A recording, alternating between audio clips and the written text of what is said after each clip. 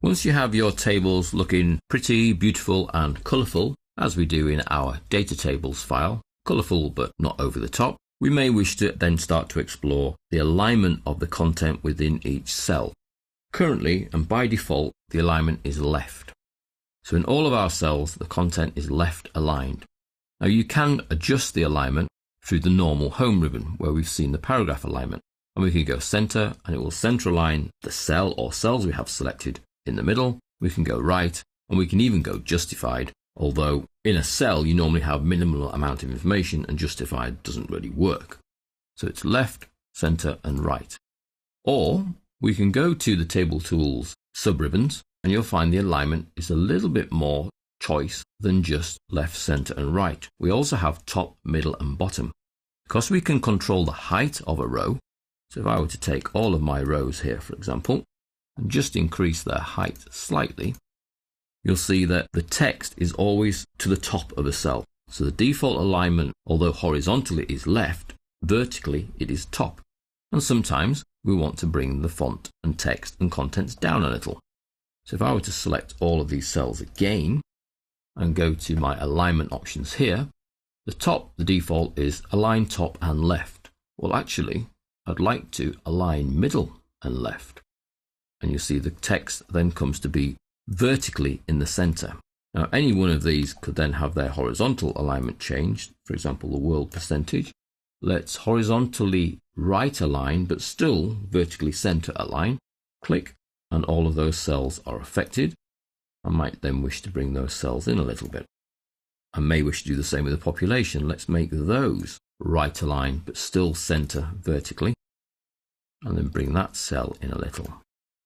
Now, as well as controlling the alignment of your text contents, both horizontally, so left, middle and right, and vertically, top, middle and bottom, we may wish to give a bit of breathing space to each cell. So you can see that although I right align these cells, we don't quite get to the edge. And the same with the left aligned cells, really, they don't quite get to the edge. Well, that's because of the cell margins. Cell margins are controlled in the same little section, the alignment group. And we can see that by default, the top and the bottom have no margin. So everything, if aligned to the top, would go to the top row. But there is a little bit of left and right margin, which is what is stopping the text from getting right to the left and the text from getting right to the right. Now, if I were to adjust that down to 0, and then OK, you would see that we get the text squished right to the left and right to the right. So 0 is not ideal, which is why the default is not 0. So if I undo, we'll go back to the default settings, but then I can adjust them again in the cell margins. Perhaps we'd like to go up a little bit, just to give the text a bit more breathing space. And then we have a little bit more space between the content and the right and the content and the left of each cell. So cell margins and text alignment allow us to make the table a little bit more presentable, just as when we added a little bit of colour, not over the top, and controlled our borders. So with the top table here, let's increase the height slightly. And this time, instead of changing the vertical alignment, let's change the cell margin so that the top cell margin has a little bit of margin. Let's go to the same value, really, 0.08. Okay. And you can see that that brings down the content within the cell without having to do a vertical alignment option. We've just added some top margin. So that would be a different way of providing the same graphical result. The text is not center aligned vertically. It's just been pushed away from the top edge just that little bit. Whilst we're in this alignment group, we might as well explore the last option in here, and that's the text direction. Currently, our text goes from left to right.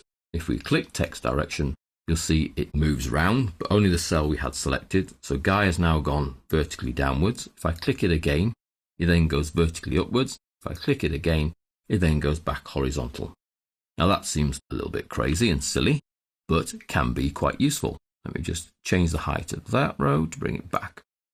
If I insert a column here to the left, merge all these cells, so these are all steps we've already covered, merge all these cells, and type in here staff 2013, what I can then do is change the text direction. So I'll alter this text direction so it goes round and is now on its side, which means I can narrow that up.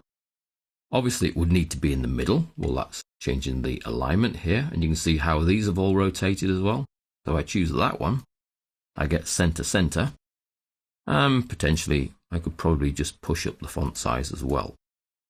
So there's a combination of effort going on there, merging of some cells, changing the text alignment, and altering the alignment within the cell itself.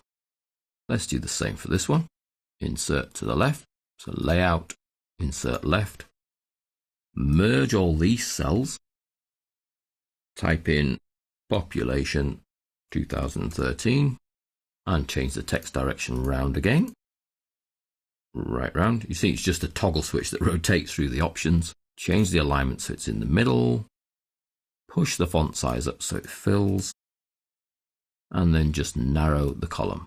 So all little steps we've done. Changing the column width, changing the text alignment, changing the text direction, and merging cells to create a nice little column down the left, which effectively finishes off the table and just makes it that little bit more presentable.